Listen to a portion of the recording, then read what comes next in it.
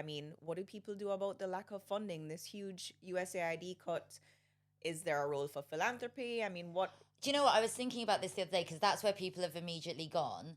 Like, philanthropy needs to play a role.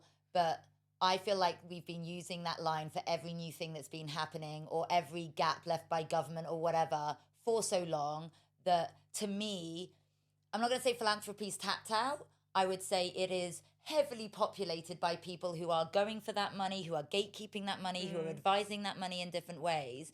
For me, it's corporate. For me, it's business, because that is untouched. It's untapped at the same level that other places are. Like, there's a lot of companies who are doing great work. There's a lot of purpose-driven initiatives. There's a lot of, like, CSR, whatever.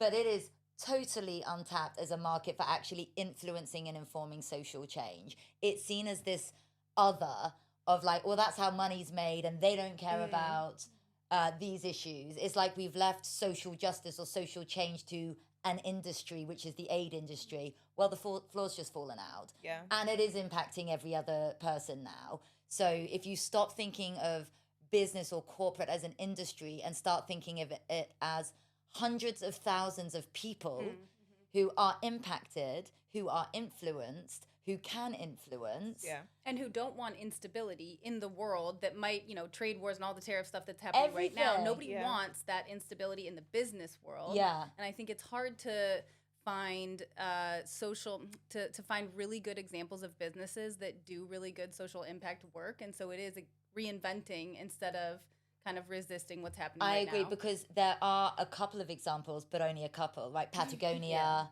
Tom's, and they've got household names now because of how well they've done it. It is a huge opportunity. You know what I think is also interesting about that is that, and I think this is a failure on our sector, is that so often we take it from the angle of this is the morally right thing to do. You should be doing this. But actually, it's beneficial for your business. Exactly. It is lucrative to be able to invest in women or any other group, because they are the ones who care about sustainability. They're the ones who care about what you're doing as an organization, and that's why they'll buy from you. And consumers care about values. They don't care about or understand necessarily the policy around it, right?